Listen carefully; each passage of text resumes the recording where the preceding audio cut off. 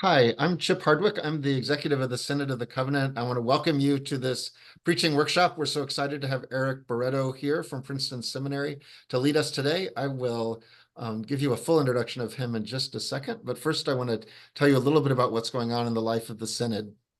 Let me share my screen.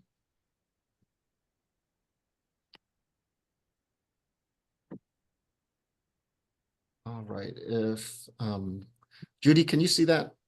Yes. All right, great.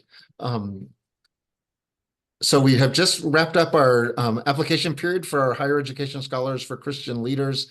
Had 46 applications, which we're super excited about, from 8 presbyteries and 22 congregations. So if a student from one of your congregations applied, they'll hear back by around October 15th. This is a scholarship that's available for students in vocational schools or community colleges or for associate's degree programs for undergrad or first theological masters. And we're so delighted to support students and ask them how they are working towards Matthew 25 goals.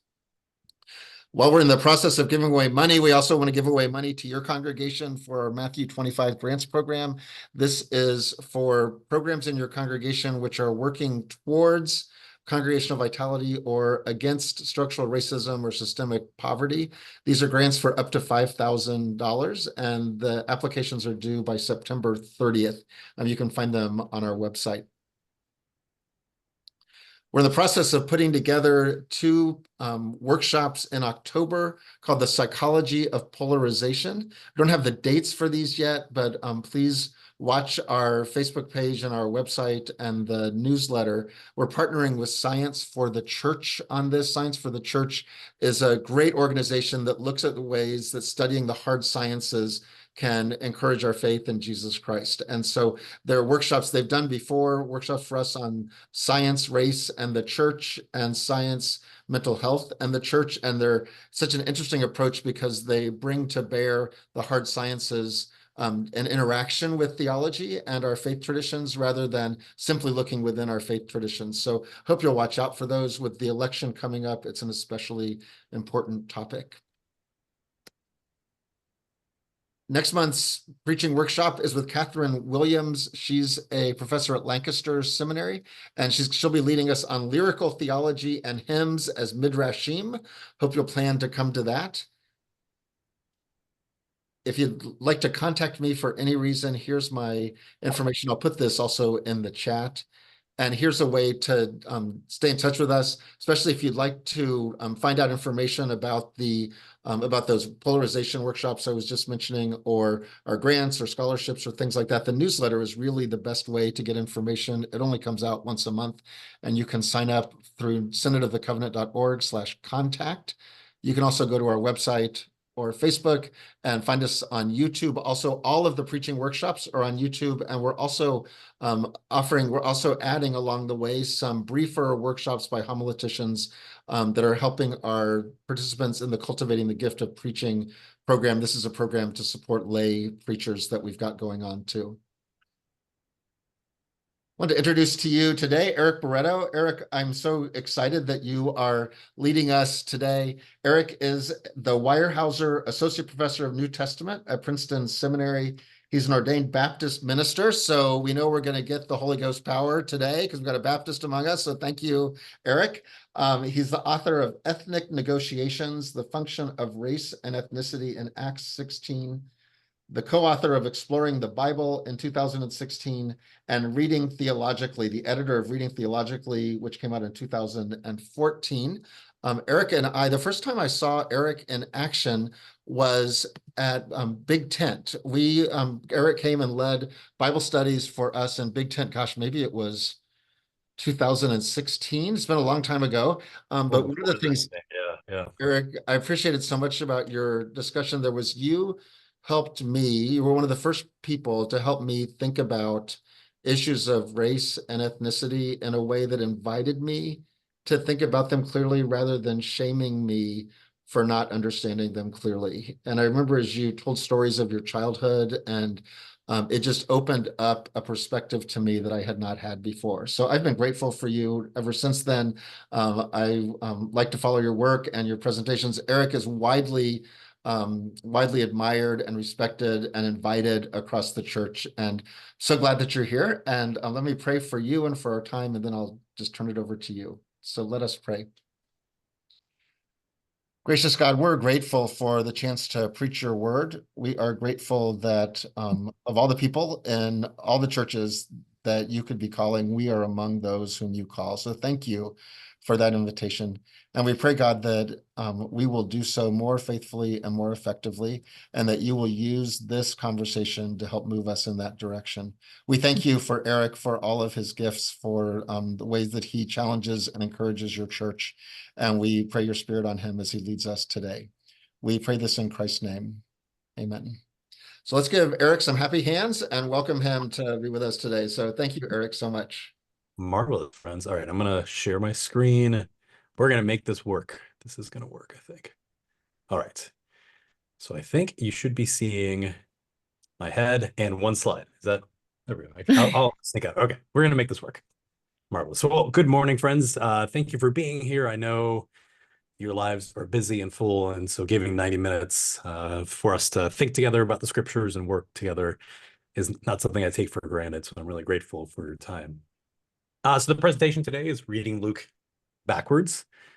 Two pieces of context for this presentation. One is that I'm working on a preaching commentary on the Gospel of Luke. So Westminster John Knox is redoing the interpretation series.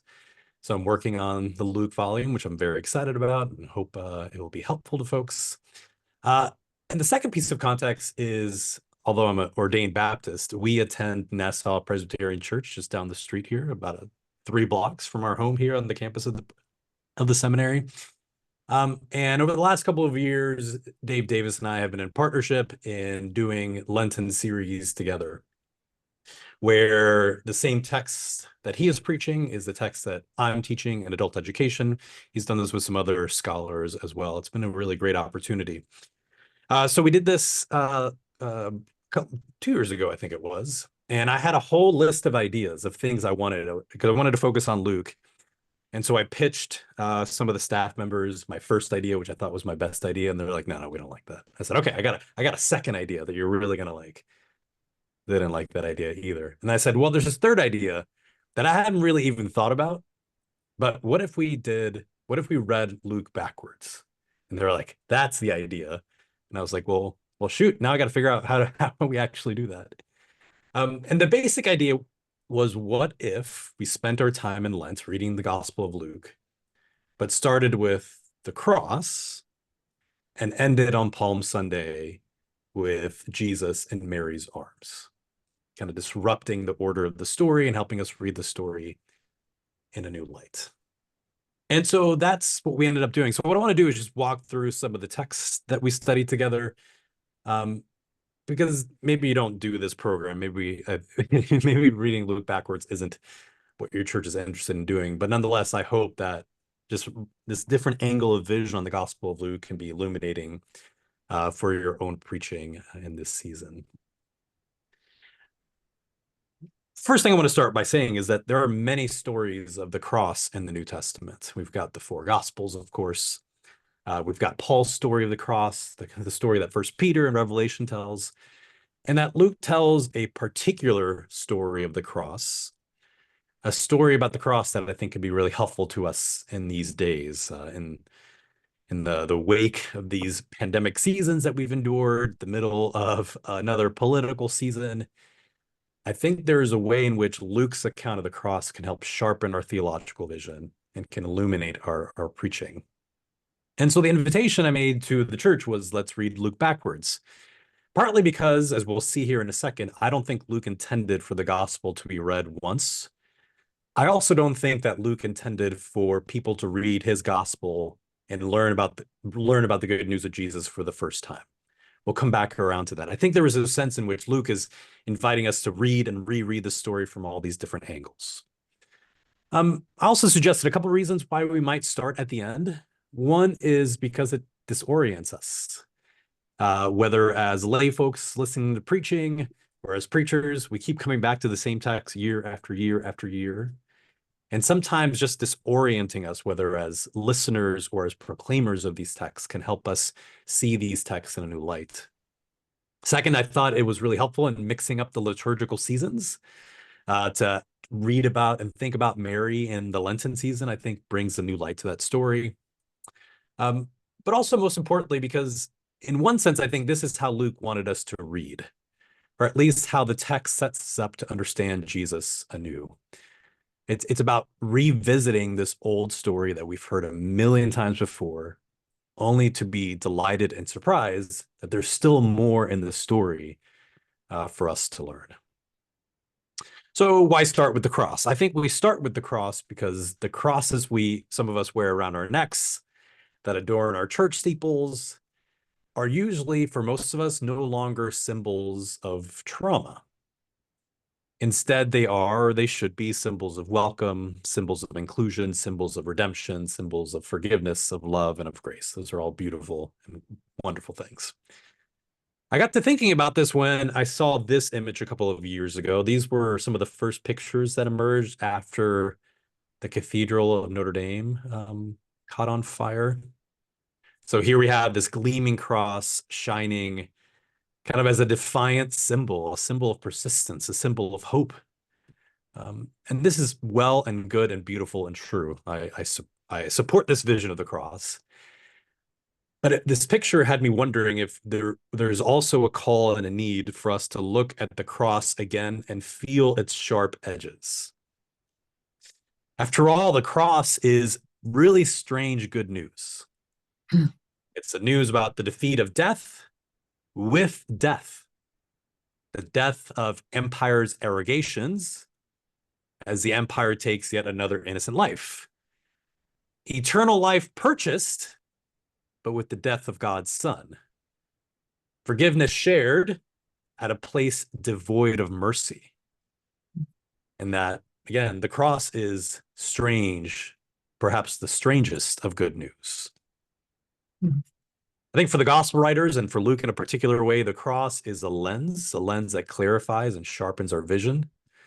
And I think the disciples struggle to comprehend Jesus, his parables, his teaching, but the cross is clarifying. The cross brings into sharp relief the significance of a story about seeds strewn on the ground, the restoration of a widow's son, the tears Jesus sheds in a lonely garden.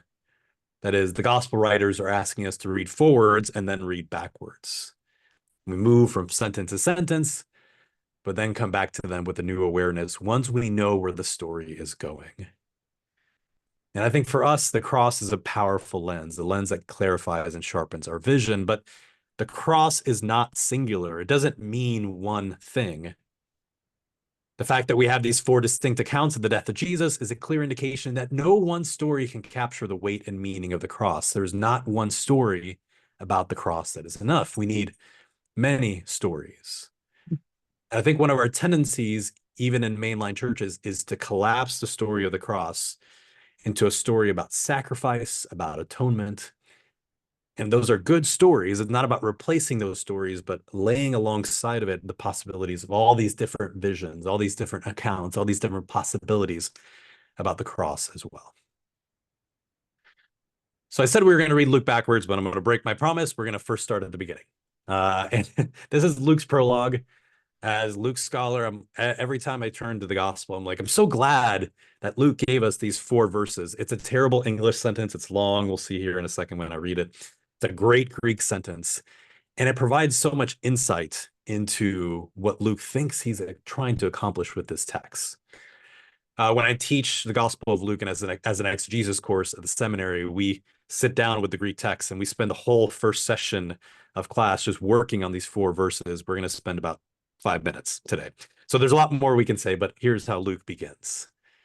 Since many have undertaken to set down an orderly account of the events that have been fulfilled among us, just as they were handed on to us by those who from the beginning were eyewitnesses and servants of the word, I too decided, after investigating everything carefully from the very first, to write an orderly account for you, most excellent Theophilus, so that you may know the truth concerning the things about which you have been instructed.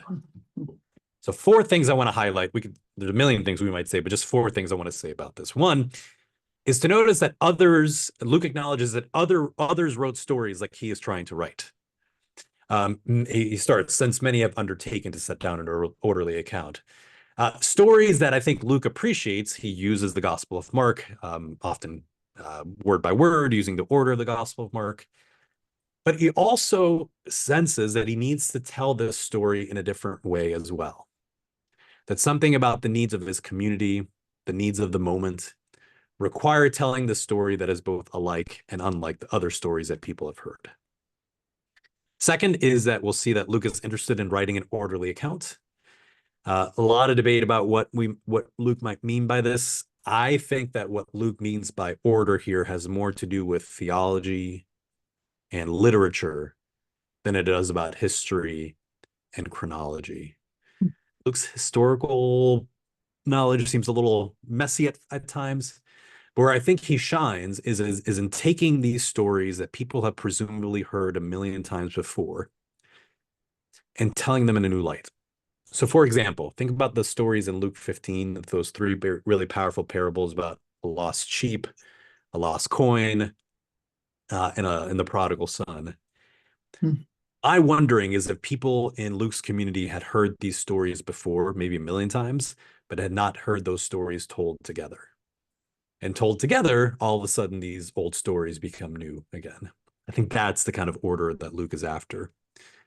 Third, notice at the end, so that you may know the truth concerning the things about which you have been instructed, suggests to me that Luke's intended readers are people who are already believers in the gospel, people who've already embraced Jesus, whose lives have already been transformed by him. And so this isn't an introduction. There's no need for a spoiler alert when Jesus starts talking about the cross. Nobody gasps when he dies. Nobody gasps when he rises out of the grave. Everybody knows the story. But it may be that these old stories need to be revisited again. So that's number 4, is that what Luke is intending to do is not to tell a new story at all, but to tell old stories again. And old stories that Luke had to rely on others and their witness in order for him to understand them. So look, for example, in the middle here, where Luke says that that he relied on people who were eyewitnesses and servants of the word. It's a confession that Luke was not there when these stories happened. Like us, we only know the story of Jesus because we trust the witness that others have borne. I think for me, as a preacher, this is always instructive, is the knowledge that the only reason I know these stories is because someone else told them, because I believed and trusted someone else's witness in these stories. So that's the beginning of the text, but then let's jump to the end. So we're in Luke 23. You can see it, 26 through 31, just in case this isn't ideal. You can always follow along in your own text. So the story goes like this: as they led him away, so this is Jesus, of course, they seized a man, Simon of Cyrene, who was coming from the country, and they laid the cross on him and made him carry it behind Jesus. A great number of the people followed him, and among them were women who were beating their breasts and wailing for him. But Jesus turned to them and said, "Daughters of Jerusalem, do not weep for me. Weep for yourselves and for your children. For the days are surely coming when they will say, 'Blessed are the barren and the wombs that never bore and the breasts that never nursed.' Then they will begin to say to the mountains, 'Fall on us,' and to the hills, 'Cover us.' For if they do this when the wood is green, what will happen when it is dry?" So 3 things I want us to notice about this part of the text. One is the immediate notice, the immediate possibility of the power of the state to seize.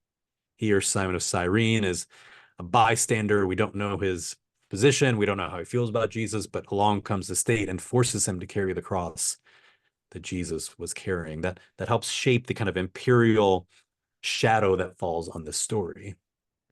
Second, we notice that grief accompanies Jesus on the way to a trauma that he will experience and that his disciples too will experience.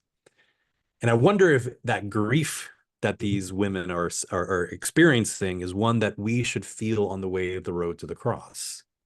I think there are accounts of the cross in the Gospels where the cross is a moment of acclamation, of celebration, of Jesus' victory. But I wonder if what Luke is trying to have us do with the story is tinge it with grief, grief that perhaps we're supposed to participate in as well. And third is to notice all the apocalyptic language there at the end of these verses. I think apocalyptic words not meant to take us to the distant and the ethereal, which I think is sometimes how apocalyptic language works on us these days. But I think there's a way in which this apocalyptic language is supposed to bring us to the everyday griefs and sorrow that we have. What is happening to Jesus could happen to their children too, could happen to our children. This is how empire works. It's not apocalyptic and having us have visions of horses and of plagues in the future, but of the everyday realities of living in the shadow of the empire in Judea. So the story continues. This is Luke 23, 32 to 38. Two others also who were criminals were led away to be put to death with Jesus. When they came to the place that is called the Skull, they crucified Jesus there with the criminals, one on his right and one on his left.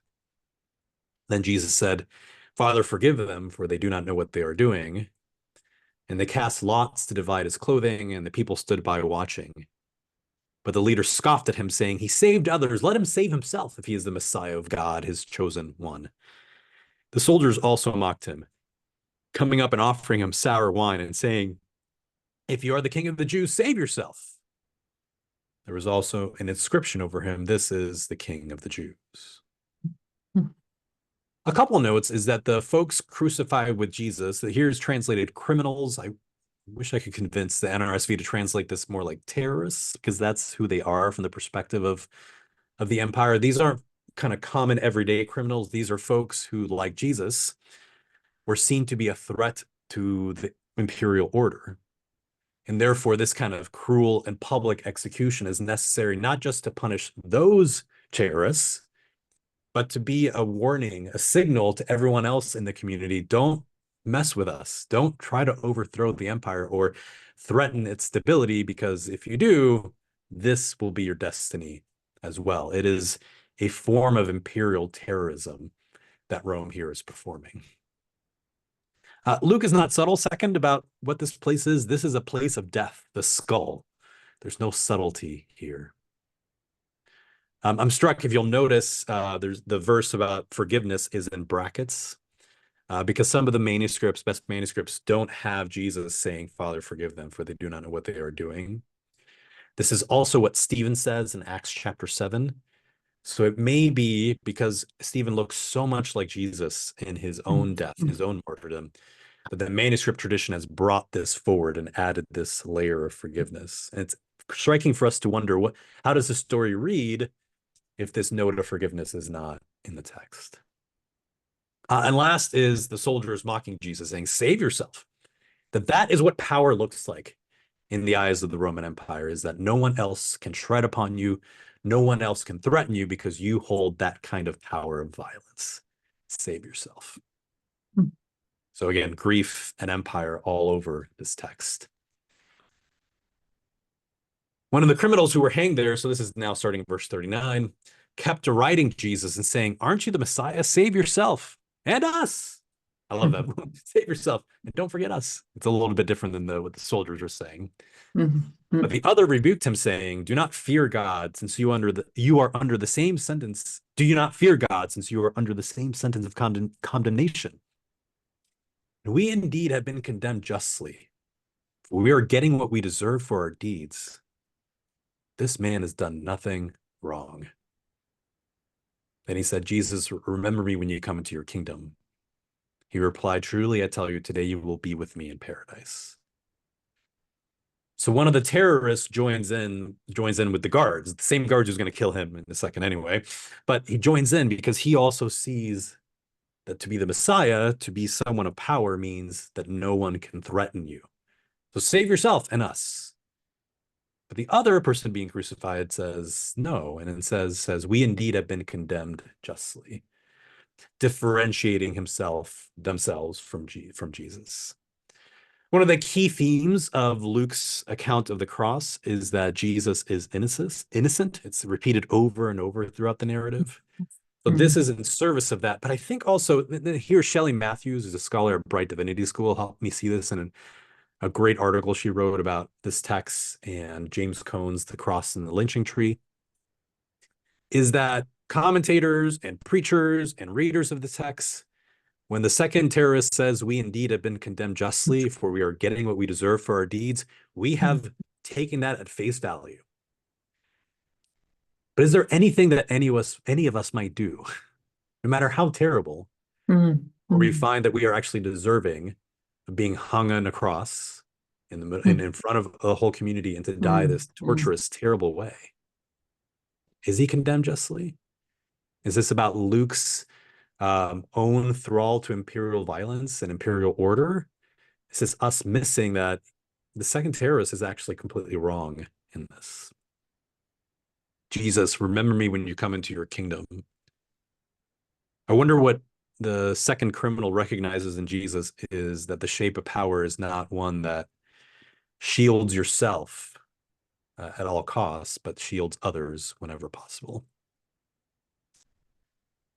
Now into verse 44, it was about noon, and darkness came over the whole land until 3 p.m, while the sun's light failed, and the curtain of the temple was torn in two. Then Jesus, crying with a loud voice, said, "Father, into your hands I commend my spirit." And having said this, he breathed his last. When the centurion saw what had taken place, he praised God and said, "Certainly this man was innocent." When all the crowds who had gathered there for this spectacle saw what had taken place, they returned home beating their breasts. But all his acquaintances, including the women who had followed him from Galilee, stood at a distance watching these things. So 3 reactions for us to notice. First is that Jesus is innocent. As I've said before, is this constant refrain throughout Luke's account. Matthew and Mark both agree that the centurion says, "Certainly this man was the Son of God." Here, Luke's testimony, Luke's witness stands apart, saying, "Certainly this man was innocent." But I wonder why in Luke's narrative, why does the centurion say this? Why is Jesus somehow special? And I want to say on the one hand that Jesus is not all that special in the eyes of the centurion, and perhaps in our eyes as readers as well. Because Jesus, we realize in reading the story, is neither the first nor the last innocent person killed by empire so that empire might rule. He's not the first or the last innocent person caught in the gears of imperial machinery to keep order. He's not the first nor the last person, many of whom's names we will never know, who has suffered in this way. So I wonder if what the centurion sees in Jesus is not how special he is, but how remarkably and terribly ordinary his execution is. Second reaction is where Luke records that the crowds came out to see a spectacle. And here I want to be quite judgmental of these crowds, because I can't imagine why anybody would go out to see people executed in this cruel and terrible way. But, it wasn't that long ago that we had public executions, and it was a thing people went to go see. It wasn't that long ago that white folks would go to lynchings in their Sunday best and take home souvenirs with them of what they'd seen. And I'm a big fan of the Kansas City football team, who plays tomorrow. Let's go three-peat once again. But also, I have to keep coming to realize that the spectacle of violence is something that draws me in as well. They came out to see a spectacle. They came out to see a show. They came out to be delighted. And what is the nature of that spectacle? Is this spectacle of empire that says, we can use empire's violence to keep you safe. We can use the weight of violence to keep the peace here and in other places. Just don't mess with us. Don't get in our way. Crowd comes out to see a spectacle. But the third reaction is that they go home beating their breasts because they are grieving that they have seen something that they should not have seen. They saw an innocent person die in this cruel and terrible way. And so I wonder then for Luke, the cross is not a moment of celebration or acclamation. The cross is just a blunt instrument of tragedy. The cross is a moment of deep trauma. The cross shows us the depths of our own inhumanity. The cross is cruelty and death and violence all wrapped up into one. Sometimes say that the cross might be a mirror to us, that whether it's on Good Friday or just in reading of this text, that we come expecting to see a spectacle, to see a show. But what we're confronted with is our own thrall to imperial violence, our own love of violence that is inflicted upon others in order to keep us safe. So I invited people to think about the many stories that they have heard about the cross, stories that they have loved and held on to with all their might, and just reiterated that these are all needed and powerful stories. That this isn't about Luke's account crowding out all the others, but about taking seriously Luke's particular perspective on this terrible event. And so a couple images have come to mind for me in teaching this text. So here, this is a picture from the National Memorial for Peace and Justice in Montgomery, Alabama. Those stones represent either counties, different counties where people were lynched, or individuals who were lynched. They're massive, they're weighty, and they're hanging from the ceiling. And so you're walking underneath all this weight.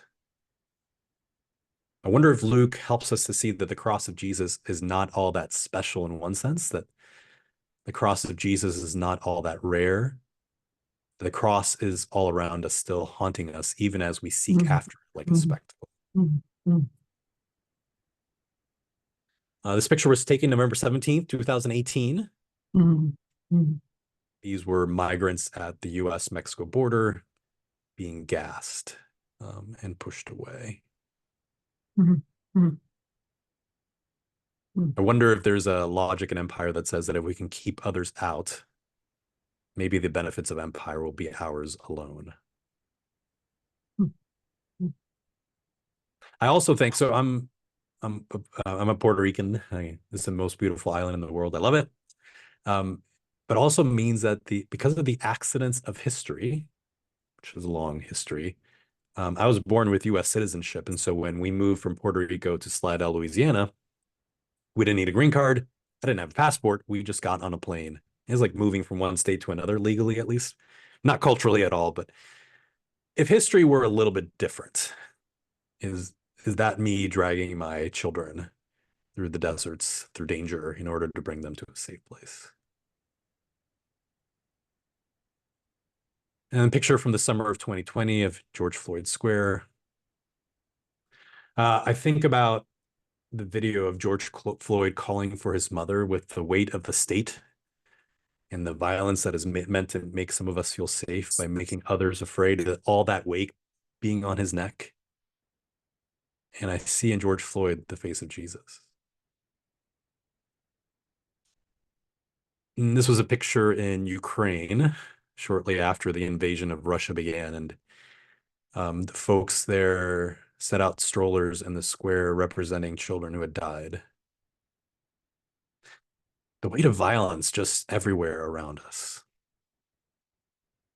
And so I think that the cross in Luke is a tragedy. But it's also a spectacle that draws us in. It's the promise of peace and security that is an empty promise. It's about our thrall to imperial violence. It's about grief of seeing something that we shouldn't have seen. And so the first Sunday in Lent, we started here as a guide and a lens for a Lenten journey to think about the cross like a photo negative of the gospel that helps illuminate the other stories that we read throughout our time together. I meant to talk less, but this is a place to start. I wanted to take a little pause and see if there are questions or thoughts. I don't know if Chip, you want to help navigate that, because I don't know if I could. I still learning Zoom, so I'm not sure how best to do this. Yeah, I think it'll be helpful to unshare your screen. Okay, I'll unshare it for you. great. And then you'll be able to see everybody more easily. We'll be able Awesome. to see you. So love to hear thoughts or questions or responses to what Eric has shown so far. You can just if you can raise your Zoom hand or just break in, that's either way, that'd be okay. What caught your attention?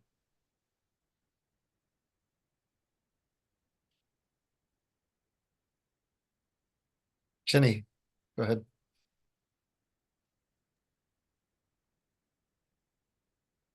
Thank you. One of the things that I wanted to raise about Dr. Barreto's commentary was that we tend to gloss over the cross and look to now the salvific significance of the cross without thinking of the grief of the cross and the weightiness of it. Mark Taylor talked about Dick Gregory's comments on the cross and how easily we wear gilded crosses around our necks and our earrings, our crosses, and what would the impact be of having hypodermic needles or the electric chairs in their place? Would we view it differently? So what would it mean for us to have front and center the images of the empty prams or strollers, the image of George Floyd calling for his mother? How would that then make the gospel story more weighty? Yeah, I think that's a really beautiful way to summarize some of the aims here. And I think it's work that the gospel itself is doing for us. It's the way that Luke is telling the story. And I think too, to keep them in our preaching and in our teaching, the multiplicity of those accounts before us and before our communities. So I'm not interested in telling people you can't have a cross on your steeples or not wear one around your neck, right? But to think about the different implications, the different perspectives, the different possibilities that the cross might represent. Short, I want us to tell more stories about the cross rather than fewer stories about the cross. Thank you for that. Great comment. Eric, Emma Nickel put in the chat that she wanted to know when your commentary on Luke would come out. When God wills it. I'm on sabbatical this year, and that's the main thing. So we'll hopefully soonish. I don't know. Hard to say. Hard to say. How about one more thought, at least one more thought or One question more or comment? Go ahead, Elizabeth. Talk about the cross being a spectacle reminded me of the persecution of Christians, which was entertainment for the people and showing them that don't play with us. We are in power. And this is what happens to you. And yet the Christians didn't back away from it. So it's just a very interesting way to look at it. Yeah, if you thank you, great comment. I think when I visited Rome, you can visit these Christian catacombs. So there are these places underground where people are buried.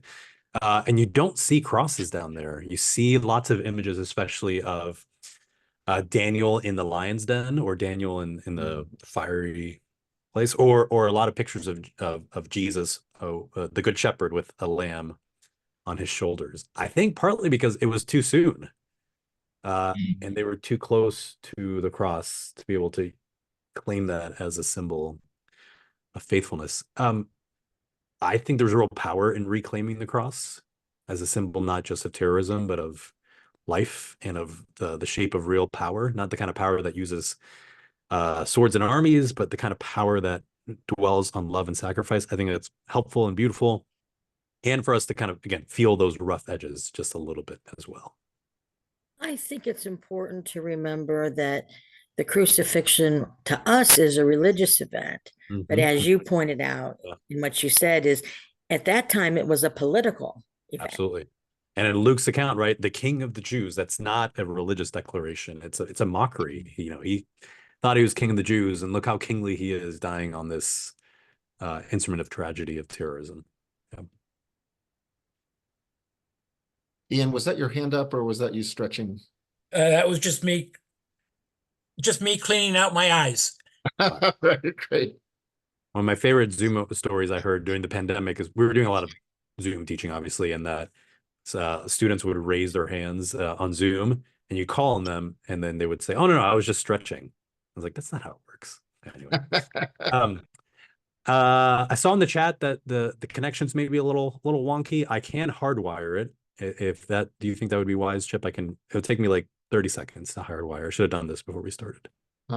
Sure. I think people might appreciate it. Go ahead. 1 second. Gotta find the wire. I'll be right back. Talk amongst yourselves. Melissa, you want to go ahead?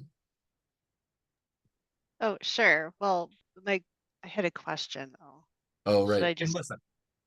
Let's hold on to it for just a second.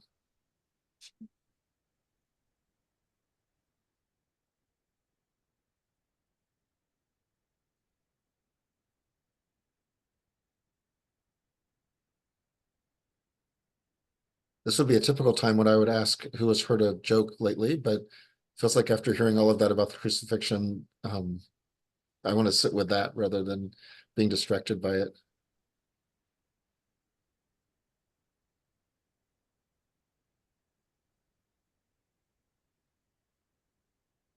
As All right, we're hopefully that's a waiting little- for- Okay. Melissa had a question for you. Great. Sure. Sorry, admittedly, I'm No kind worries. of in a space where I hear the cross and it's hard to put words to things, but I am appreciating a lot of what you're saying. And as a scholar, I'm wondering if when you're talking about how you feel or sense Luke's emphasis on grief and the imperial magnitude of, their force, Rome's force, do you get how did you come up with that conclusion? Or were you, because I'm curious, like, did Mark have those same, Mhm. Yeah. notes, or Matthew? I don't see Matthew really having as much, but I'm just curious a little bit more, because I'm realizing as I'm hearing you talk, I agree with you, but it's the same words I've heard over and over again. And I'm curious, how did you come up with those two concepts? Yeah. I think two things I would say, and maybe an encouragement for us all as preachers and readers of these texts. One is I wonder if the particularity of my experience, having been born in a colonial context as a Puerto Rican, I think helped prime me to see certain things in the text that maybe would be harder for others to see. And I think that's the case for all of us, that what we bring to the text, our set of experiences, the things that we have seen, things we have known, help illuminate certain things in the text for us. And then those same set of experiences and identities also makes other things harder for us to notice and to see. That we need one another in reading these texts faithfully and well. So for instance, I can't read the text like women can, like queer folk can, like African Americans can, like folks with disabilities, and I need their witness in order for me to notice the things I wouldn't otherwise notice about the text. And second, partly it's like, just reading these texts, coming back to them over and over again and seeing that witness born there. I think it's about being primed and then being able to notice those possibilities. I think too, the other piece I will say is just my own context is I was raised and nurtured in a Southern Baptist environment where the scope of the cross was quite narrowed, right? The only thing that it seemed like the only thing that happened at the cross is that Jesus died for my sins, the very particular set of theological assumptions. And that was both helpful, but also seemed all too narrow. And as I was working in theology and just reading through these texts, and I think partly as I was looking for other models, I think maybe at first to replace them, but then I think really to hold them alongside and think about the multiple witnesses to the cross that we have in the New Testament. Again, not just the Gospels, but in Paul and Revelation and on as well. Does that get to the question? It's a great question, Melissa. And I think it's, I think we could spend a whole lot of time thinking about that together. Yes, thank you so much. Marvelous. I think I see Barbara, yes? Yes, I just had a question. Do you think Luke as a Gentile brought anything different? So there is this Jewish writers. Yeah.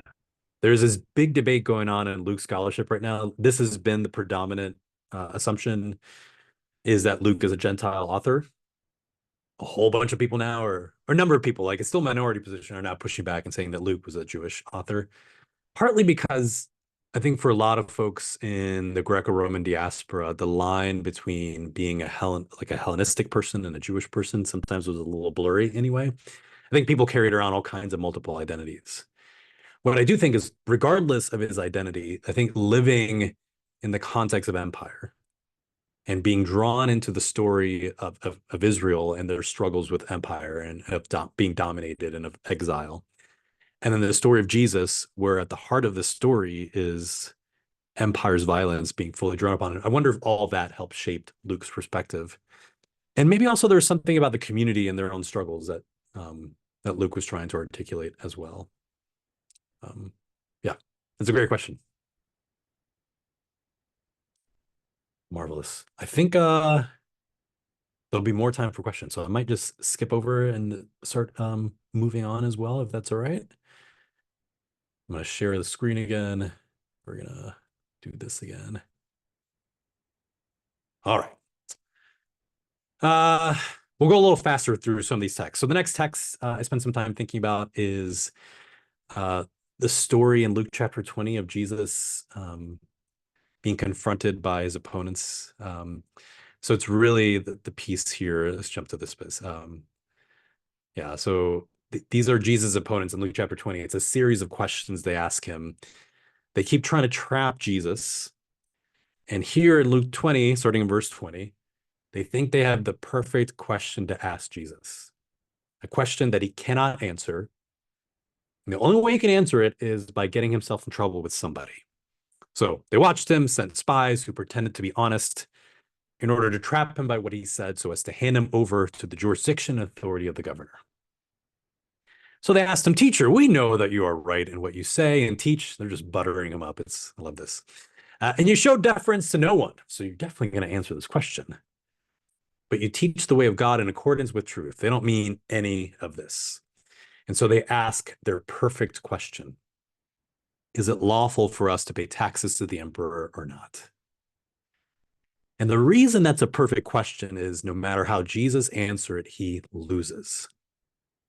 If he says, yes, it is lawful for us to pay taxes to the emperor, then he loses the crowds. He loses the people. He just becomes another sycophant to empire, another person who doesn't see the struggles of ordinary everyday people who are wrestling under the economic weight of taxation in the Roman Empire. He loses the crowds. He's just like every other person who's come along. He's not special. If he says, no, it is not lawful for pay taxes to the emperor, then he loses his freedom.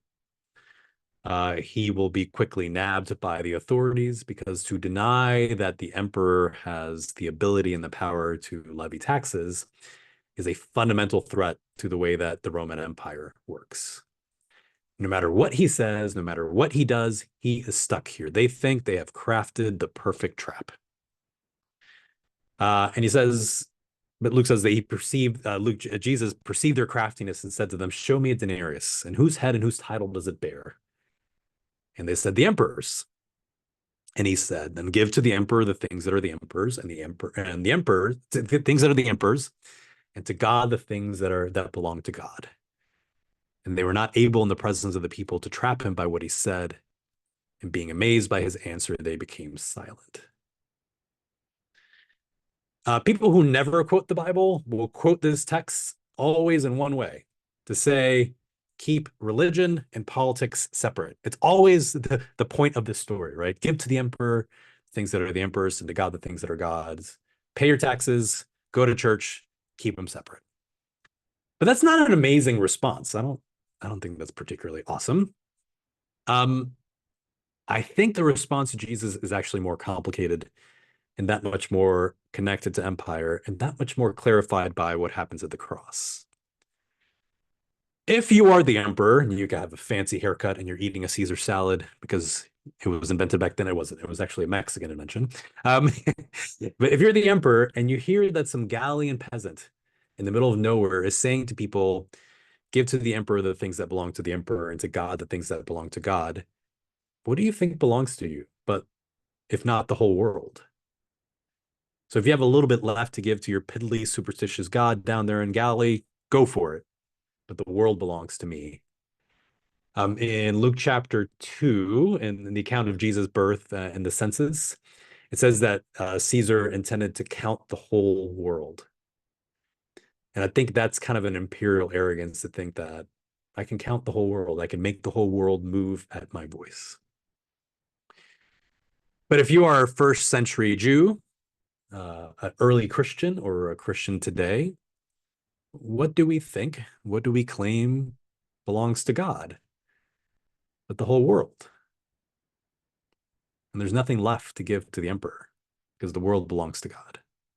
What's amazing about this response is that it flips the question back on us. It's another mirror that Luke puts before us and asks us, what do we think belongs to empire?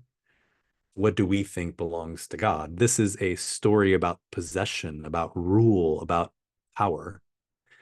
It's also a power. It's also a story about the way that empire worms its way into all our lives and harms us in ways we don't always notice. The way that empire can help flip our expectations about possession and belonging in the world and what counts.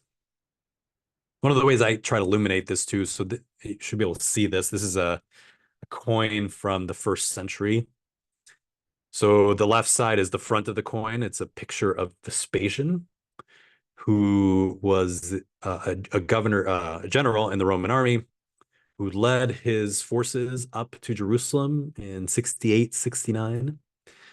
You'll remember in the year 70, there's his revolution. Around the year 70, there's his revolution in Jerusalem. And so the empire is going to put it down. Vespasian is about to take down the city when Nero dies. And so Vespasian hurries back to Rome, leaving his son Titus in charge. Vespasian eventually becomes emperor and then sends Titus, his son, to go clean up Jerusalem. And so here Vespasian is claiming one of his victories. On the back of the coin, around the edge, it says Judea Capta. I don't know if you can see that. On the left, it says Judea. On the right, it says Capta. Judea is captured. There's a Roman soldier to the left of that tree. To the right, if you can see it, is a woman in mourning. And the palm tree in the middle represents Galilee, represents Judea, represents Jerusalem. This wasn't the coin that Jesus or the folks were carrying around. This is a much later coin. But this is a coin that reminds us that in our pockets, when people in the 1st century carried around these coins with an image of someone who thinks they're God, they're carrying the weight of empire in their pocket. And I wonder if we might experience something similar, or at least a parallel to it. I think about often my phone is up here as a camera, but the weight of my iPhone in my pocket. So this thing that allows me to communicate with my family, to do all my work, also contains within it minerals mined in terrible, inhumane ways. These things that can be helpful to us, that can help us, these coins can help us buy bread, but they're also the weight of empire in our pocket all the time. There's real power to the story to see the ways that Jesus disrupts our sense of what belongs to whom, and the way that empire teaches us otherwise about the world. The next story is Luke 14. So this is a story that's marked in your Bible as a parable of the great dinner. And one of my goals in life is to add a not in front of that, because I think the great dinner that's described there is great in scale, but not in its shape of the gospel. So this is Luke 14. Let's jump over here, actually. This is how the story starts. So Jesus instructs people, when you give a luncheon or a dinner, this is Luke 14, 12 through 14. Do not invite your friends or your brothers or your relatives or rich neighbors, in case they might invite you in return and you would be repaid. But when you give a banquet, invite the poor and the disabled, those unable to walk, and the blind. The NRSV and the updated edition still uses the term lame to describe folks in these conditions. I did some work with them on the text of the book of Acts, and I tried there to convince them not to use the word lame, because that's not a word I use to describe anybody in my life, but they're still there. So just an invitation that I just want to grant you some freedom to use different terminology when you're reading these texts, if that feels as part of your conviction, like it is for me. So give a banquet for people who cannot pay you back. The logic of first century kind of Greek and Roman culture is that you invite people who can repay you. There's this reciprocity in hospitality and in hosting that in some ways echoes our own senses of hospitality and relationship. And Jesus includes, you will be blessed because they cannot repay you, or you will be repaid at the resurrection of the righteous. And then we get to the story where I want to focus, the story of the so-called great banquet. So one of the dinner guests on hearing this said to him, blessed is anyone who will eat bread in the kingdom of God. Then Jesus said to him, someone gave a great dinner and invited many. At the time for the dinner, he sent his slave, his enslaved person, to say to those who have been invited, come, for everything is ready now. But they all alike began to make excuses. The first said to him, I bought a piece of land and I have to go and see it. Please accept my regrets. Another said, I have bought 5 yoke of oxen and I'm going to go try them out. Please accept my regrets. Another said, I've just been married and therefore I cannot come. And so I read this story and I wonder, what is wrong with this guy's friends? Their excuses are so incredibly flimsy. The only worst excuses would be, oh, I'm too busy washing my hair, or the dog ate my invitation. Part of what this story is doing, I think, is this litany of terrible excuses establishes how ridiculous this scene is, because you have generosity met with disinterest. Here in a second, disinterest met with anger. And then the host takes that anger and turns it into hospitality, sort of, I guess. But we'll come back to this question. What is wrong with this guy's friends? And so the enslaved person returned and reported this to his master. And the owner of the house became angry and said to his enslaved person, go out at once into the streets and lanes of the town and bring in the poor, the disabled, the blind, and those unable to walk. And so I wonder, what is wrong with this owner of this house? What's wrong with this guy? Why does Jesus put a story before us with a master no one likes and an enslaved person who has to do his bidding? And I wonder if I'm okay with a story about a master and a slave in this way, and wonder if such a story can be instructive for us today. So the enslaved person said, sir, what you ordered has been done, and there is still room. And the master said to the enslaved person, go out into the road and the lanes and compel people to come in so that my house may be filled. For I tell you, none of those who were invited will taste my dinner. And so more questions emerge for me about this story. I wonder if the poor and the blind and the disabled got a chance to say, no, I'm good. I don't need to be going to this party. That is, were they invited or were they compelled? So at the end of the text here, and go out into the roads and lanes and compel people to come in. Did they have a choice in the matter? Or did a powerful person exercise that power to fill his house and eat the food he had made for his guests? This question also raises for me another hard question, is that last line of the story, for I tell you, none of those who were invited will taste my dinner. I wonder if that is addressed to me. Is that Jesus talking? Am I invited, Jesus? Is my invitation still good? Have I missed it? And so I wonder where God is in this parable. Because the master does not sound like the Jesus of Luke. Remember, the master only invited his wealthy friends at first, people who have oxen and land and can have fancy weddings. And only once he is rejected does he invite the poor, the blind, the disabled, as Jesus, just before the story, told people that's the first people you should invite. And so I wonder if this is a story not of a great dinner, but a not so great dinner. That it's great by the rules Jesus seeks to, it's not great by the rules Jesus seeks to remake right before the parable. It might be great by the amount of food that's there, the quality of the people who were first invited, And maybe it's great when it comes to the power one man has over the enslaved and the disabled. So both his enslaved person, but also the disabled that he forces to come into his house. But maybe it's not so great when it comes to Jesus and the kingdom, because Jesus does not go to the margins as an afterthought, but as the very first move he makes. Jesus does not have tiers in his invite lists, because Jesus' invite list is long and ever growing and ever open. A great dinner would look very, very different. It would not be about the power or the shame one person felt. It would be about feeding the multitude. It would be about a place of belonging. It would be about feeding those who most need it. So I wonder if in the end, what this story is another photo negative for us. This is a photo negative of the great kingdom banquet that we all anticipate, that we all will share in. It's not a great dinner. It reminds us what otherwise could be.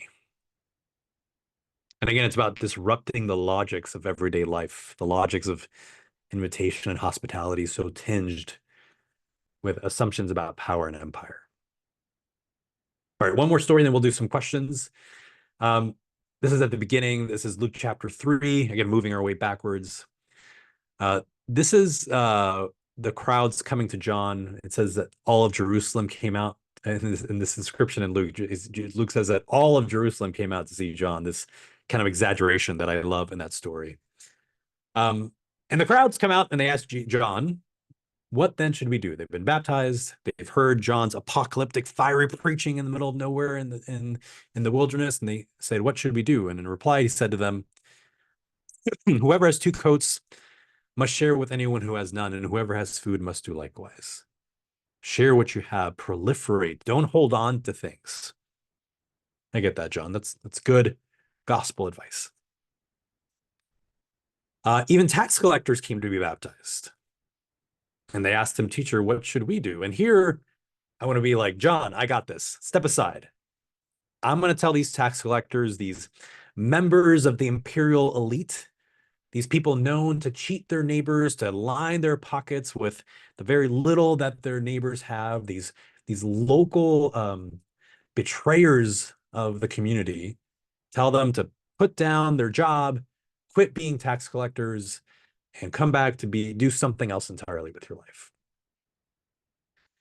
But he said to them, collect no more than the amount prescribed for you.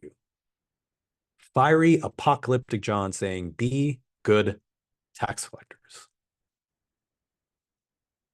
Soldiers also asked John, and what should we do? And again, I want to push John aside and say, I got this, John. I know what you're going to say. Lay down your swords. Stop fighting for the empire. Stop oppressing your people. Go the way of peace. But John said to them, do not extort money from anyone by threats or false accusations, and be satisfied with your wages. Basically, be good soldiers. Again, if we think about the cross as the force of empire falling upon Jesus' neck, on his body, this is surprising. These are people like living in the belly of empire's power with money and with violence. And so why does John tell them not to stop being tax collectors and soldiers?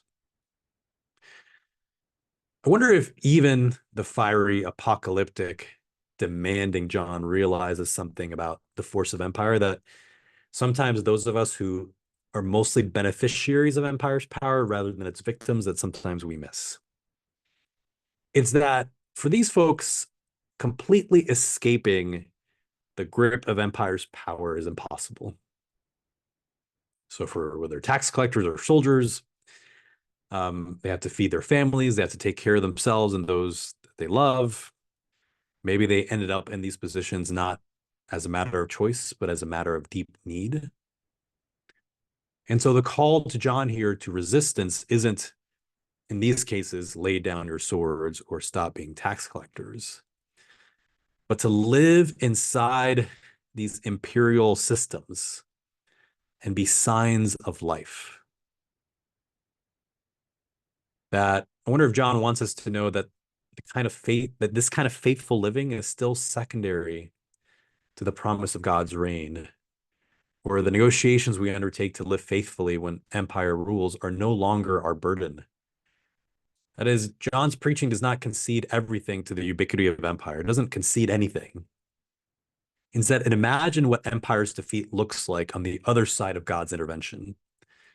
God's establishing of a reign that no longer demands allegiance to an empire built on fear, violence, and conquests, but a reign nurtured under love, grace, and yes, God's righteous judgment. That empire's power is nothing in the end. And so we can live as if that power is nothing in the end. There's this complexity, I think, in Luke's account of the negotiation of power between empire and everyday life. Yeah. Oh, we could say so many more things, but let's pause there. Questions, thoughts about these texts? Anything else you would add? The only other thing I'll say as you're thinking is to notice in Luke's account of the temptation, Luke's order goes bread, make bread for yourself, worship me, and I'll give you all this power. And then the temptation to throw himself off the top of the temple. In Matthew, the order is a little bit different. It's bread, temple, and then worship me, and I will give you all these empires. And I wonder if part of what Luke is doing is putting in the middle the deepest temptation, and that's to claim power in a way that resonates with the way empire claims power. So when the devil shows him all the kingdoms of the world, he says, to you I will give their glory and all this authority, for it has been given over to me, and I give it to anyone I please. And we know the devil is a liar, so maybe he's lying here, but I wonder if for Luke, the devil is not lying. All that imperial power has been given to the devil. So behind empire's power is something else. It's not Caesar who's really in charge. It's Satan at its reins. And I wonder if that's the height of the temptation that Jesus faces, is to take power in this shortcut way that can seem so appealing in the moment, but is really unavailing in the end. Anyway, questions, thoughts about that? That was a quick run through of a couple texts that we did in the middle weeks of Lent. What would you add, or what would you ask?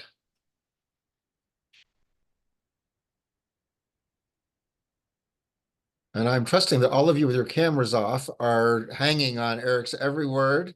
One of you with your cameras off is going to ask something. Oh, here comes Donna.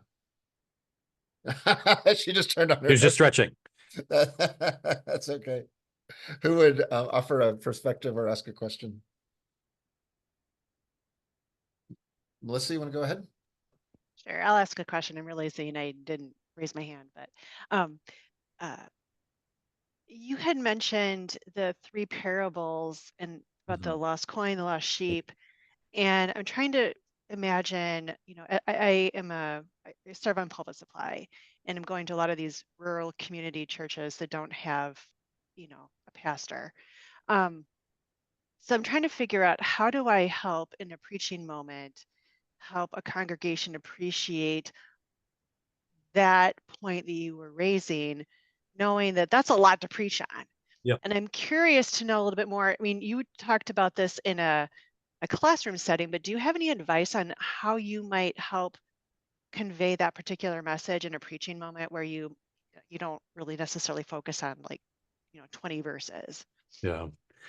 And I think Luke 15 is a great example of this. I often tell my students, if Luke has one verse worth of papyri, he gives us Luke chapter 4 when Jesus is reading from Isaiah, or proclaim release to the captives, recovery of sight to the blind. Like, that's the whole gospel right there. If he has a chapter's worth of papyrus, I think it's Luke 15, because it's these three stories of being found and looking that are important. And I think Lectionary breaks up those stories, but I think part of the power of the story is, it starts with the lost sheep. Guy loses a sheep, finds it, throws a big stupid party because it's just a sheep. And then same thing with the coins. The woman turns the house upside down. finds the coin that was lost and throws a big stupid party because the party may have cost more than the coin was worth. So it sets up this pattern. Someone loses something, searches frantically for it, finds it, and throws a big over-the-top celebration. And so when we get to the prodigal, we're like, okay, we get it, Jesus, right? So the man loses his son, searches frantically for him, looking for him over the horizon, gets him back, and throws a big, stupid, ridiculous party. It's a party that's more ridiculous than the others because this son is such a scoundrel. There's this mention of the son. It says the prodigal says he's tending to the pigs and he comes to himself, which often we take as a note of repentance. He thinks, oh man, I've really messed this up. But I'm a firstborn, so I don't trust him, right? I think he's saying, I can do better than this. There's a better way. Like, so he has this apology that he has. It's reproduced in whole when he's thinking about it, and then when he goes to his father, he only shares part of it. And so when I think about the apology, I think about him rehearsing how he's gonna be really sad, and then he puts a thumbtack in his sandal so he can cry on demand and do all this. But he gets to the father, and father doesn't hear the whole apology because he doesn't care. He just is glad to have him back.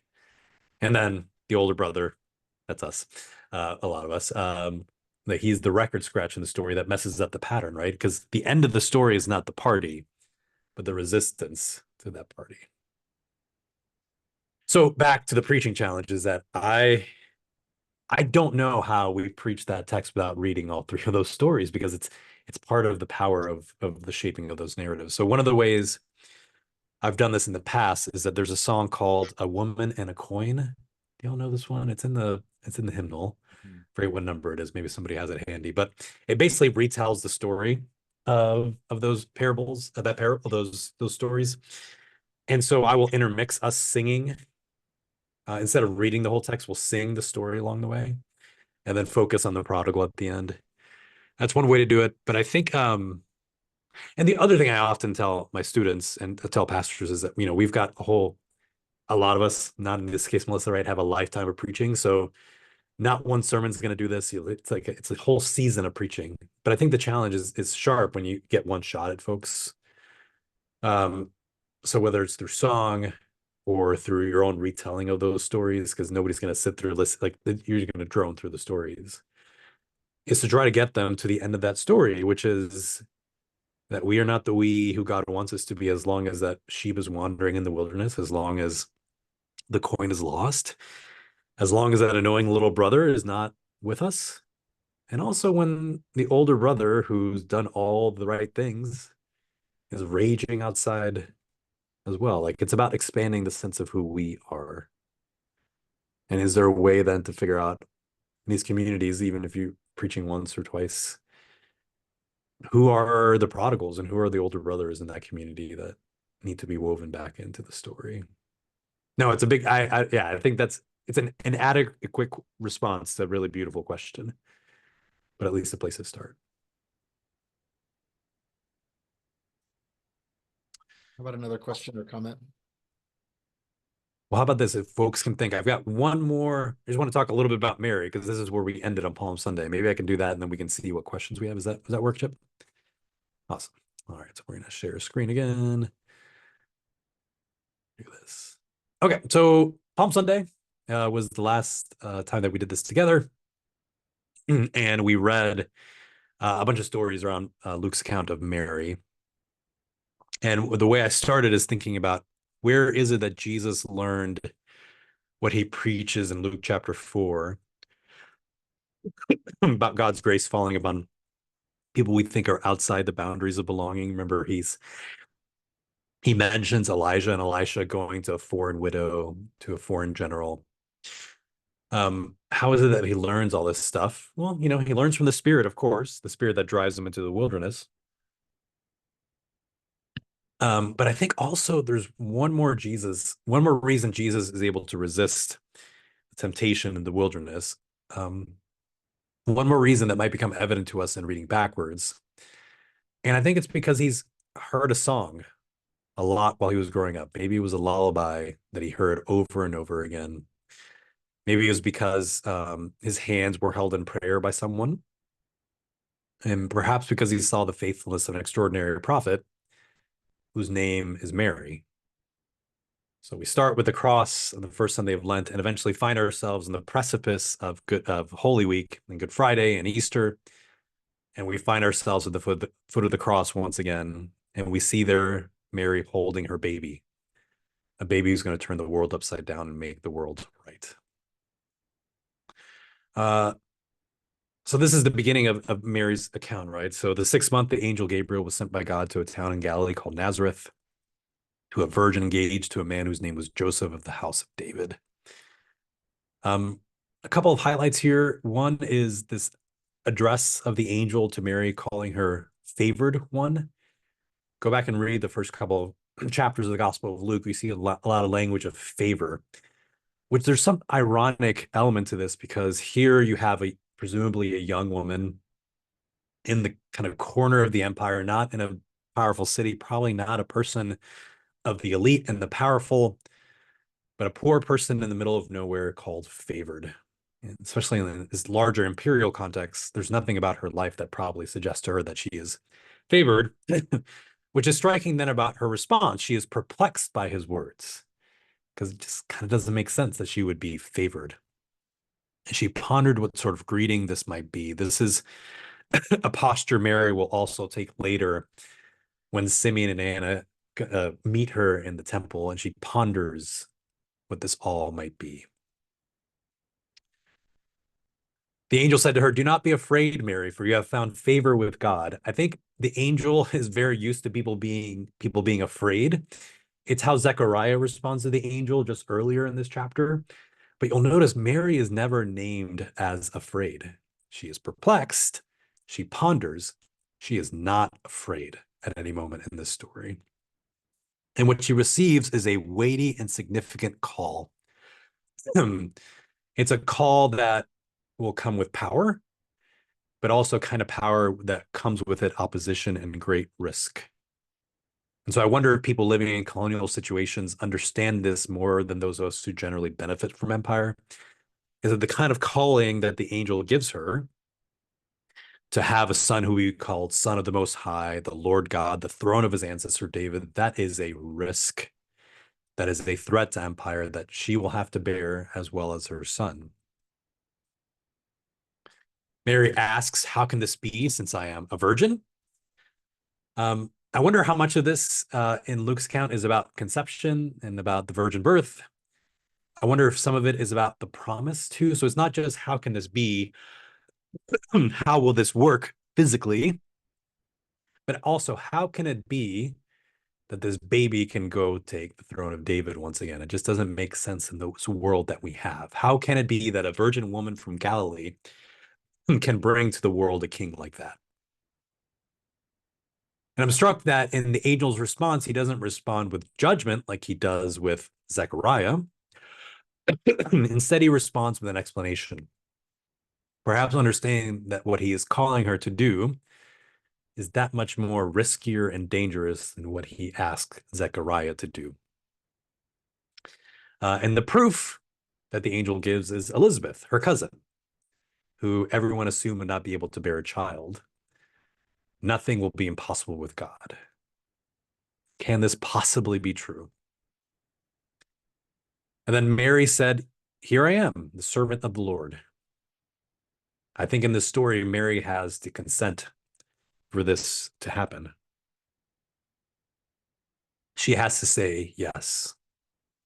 And when I'm being extra creative, I wonder if Gabriel has gone to other women before Mary, maybe women who are elite and educated and powerful, and they're like, nope, not going to be doing that. That is way too risky. What if Mary was at the end of a very long list and it took a marginalized person in the middle of nowhere to say yes? And the way that she responds, she sounds like the prophets. "Here am I, the servant of the Lord." To me, that sounds like Isaiah responding to that prophetic call in the text. And then the angel departed from her, and it says that she goes with haste to the house of Zechariah and greets Elizabeth. I wonder why she goes with such rush to Elizabeth. Is it to see the proof of the angel's call with her own eyes? Could be. Maybe because of the joy she felt for her cousin who has suffered so much? Certainly. But I wonder if another important reason is because she needed to be with someone else who had said yes to God in this dramatic and risky way. Someone else who would understand what she just said yes to. And so we know the story. Elizabeth hears Mary's greeting. The child leaps in her womb. I think Mary is affirmed in this scene, but so also is Elizabeth, that this promise is true. Her belief in God's promise is affirmed by the child in her womb. And here Elizabeth is filled with the Holy Spirit, and like her son, John, points to Jesus. Both Elizabeth and John share the same job, is to point to Jesus.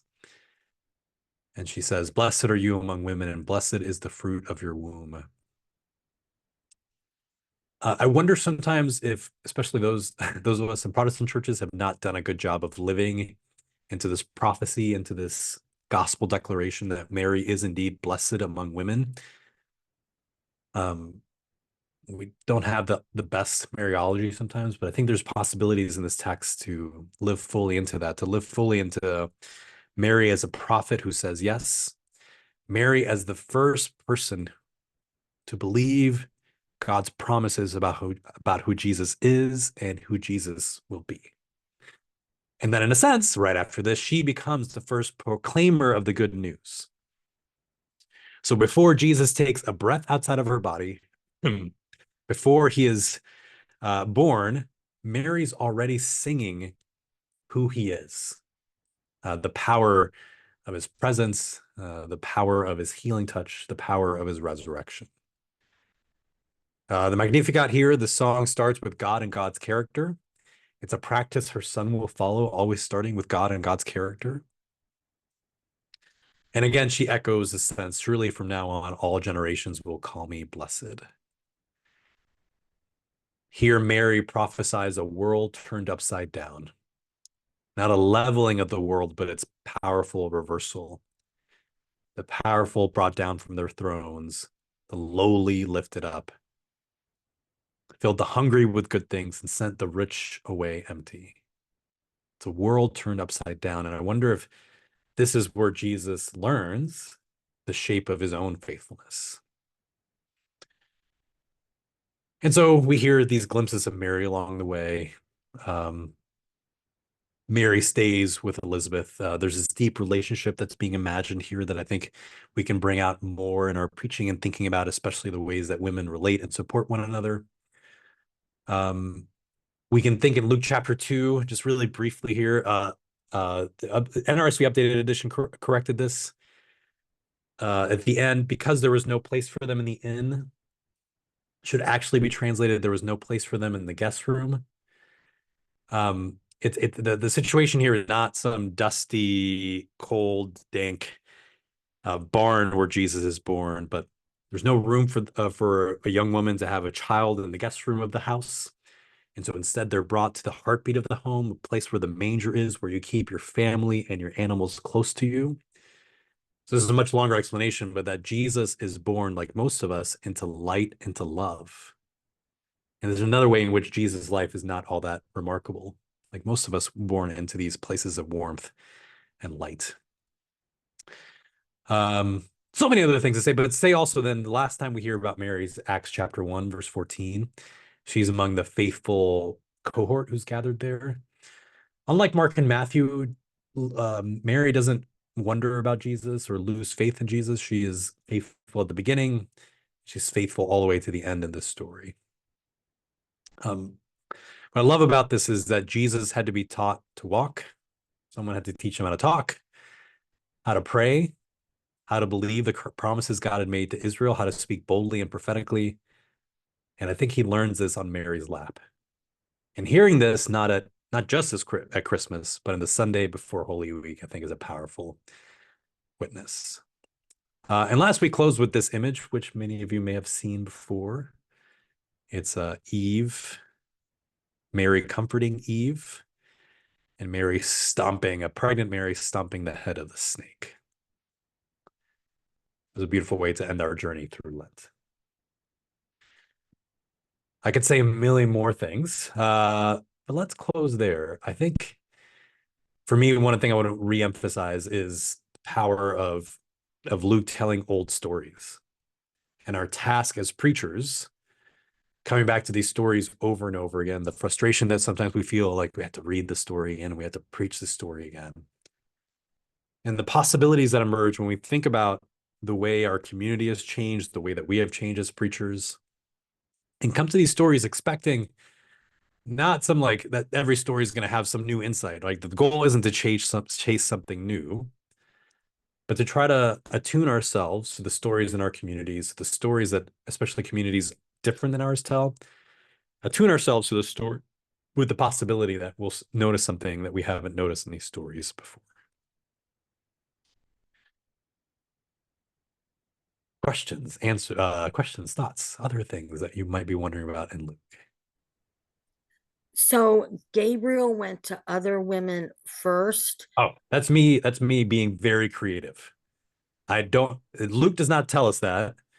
And I'm really, I don't know if I'm going to put that in the commentary because I don't want people to hear Luke says this.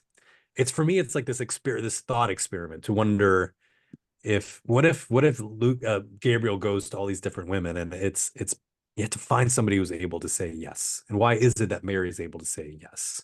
Okay, and then Jesus was born in the inn, but just not in a guest room. He was in a other main room. Yes, yes. So I think what happens in that story is not these innkeepers, trying to cheat them out and put them in the barn, but that ancient homes have these guest rooms off the side. And it's a great place to be a guest, but it's when you are a young woman having her first baby, you need a whole community of people around you to help you with that task.